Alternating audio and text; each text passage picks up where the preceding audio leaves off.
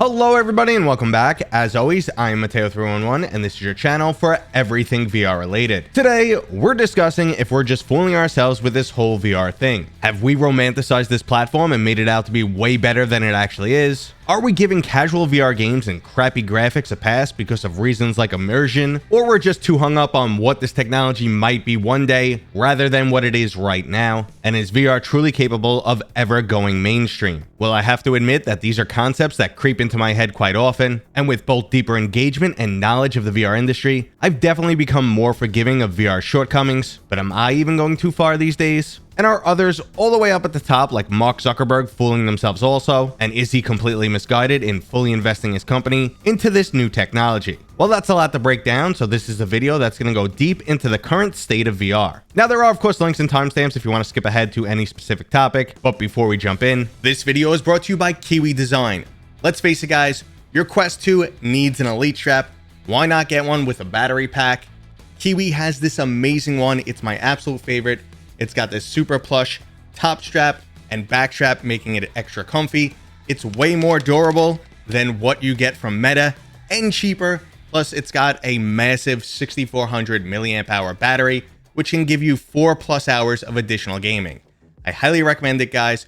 Go check out additional accessories from Kiwi Design. And don't forget to use discount code Mateo311 for 5% off and to help support my channel. Okay, so let's start things off with what made VR such a big deal for many of us. I'm sure just about every single VR enthusiast out there will tell you how the technology just immediately blew them away, and they'll have plenty of great stories to share. In my own personal experience, the first time I put on the HTC Vive and ran through Valve's tutorial, I was immediately blown away. My house was currently under construction at the time, and my computer with VR was literally the only thing here. I immediately started demoing it to people who were working on my house, because I could barely believe this technology was possible. And this was a sentiment that my late dad shared. He was not by any means a technology or video game guy, but he was also completely blown away, and he acted as if I went to the future, stole some technology, and brought it back to present day. And of course, I had way too much fun putting friends and family members on Richie's plank, and the impact is absolutely undeniable, which varied from people outright refusing to walk on the plank, to my wife profusely sweating, and I had to wipe down the controllers. And that right there is the experience we love, that we want the entire world to experience alongside us. But in many ways, this is short-lived. Your average VR enthusiast can skip down Richie's plank, and their heart won't even skip a beat at this point. Now, we've tried to chase that high by getting better and better headsets, upgrading our PC hardware, and adding additional haptics. But the true issue is a lack of high-end software. And this is where I wonder if VR games will ever get the same acceptance as console or other flat-screen titles, or will it have a stigma like mobile gaming? So let's jump into that disparity between VR games and traditional flat-screen titles. The VR market has shifted to prioritizing development on mobile devices like the Quest 2. And this is basically mandatory if you're looking to make a profit, so this definitely has an impact on the overall scope of games and their quality of graphics. But outside of that, money still remains the main driver, and both the budgets and potential profit of a flat screen game is significantly higher than anything being produced for VR these days. Now, I'm sure everyone will mention the one exception out there, which is Half-Life Alyx, but no other studios are willing to take that risk with good reason. So because there's less money and weaker hardware for the VR platform, we're stuck with a lot more short, casual titles that just doesn't deliver the same level of depth that we're getting from flat screen games. VR also has its own unique issues. Developers faced a long learning curve. Traditional cutscenes don't really work in VR, as standing around could feel excruciatingly boring. It's weird how simply changing your posture dramatically alters how you want to consume your content. And these issues also moved into physical fatigue and motion sickness, which developers have definitely made great strides on, but it's been 7 years now and we're all kind of looking for more. And this disparity between flat and VR gaming is clearly seen in the way I utilize my time. Now, on average, I'll experience something like 50 new VR games every single year, and usually only put in about 10 hours or less into each title. Now, that's mainly due to their small level of content, or the fact that they're shallow and I lose interest quickly. But when it comes to flat screen titles, I'll probably only get about 4 games a year and put at least 40 hours into each of them. I'll also be absolutely blown away and continue to sing their praises for the rest of the year. But going back to VR, the best of the best new releases still occasionally feels forgettable. For 2022, I have to stack God of War Ragnarok and Elden Ring up against Moss Book 2 and Bone Lab. And while I absolutely loved all 4 of those games, I don't really think there's a competition here, and I find myself constantly thinking of a conversation I had with Get Hip, where we discussed if you had to pick just flat screen gaming or VR gaming for the rest of your life, what would you pick? Now, I definitely spend more overall time in VR, but then again, it's currently my livelihood, and a question like that truly messes with my head. But I would definitely pick VR because even if it's not absolutely amazing just yet, I do believe it is the future. But are we, the PC enthusiasts, and even Mark Zuckerberg, just fooling ourselves? Is VR destined to just be a flash in the pan? Or will it eventually have games with budgets up to $100 million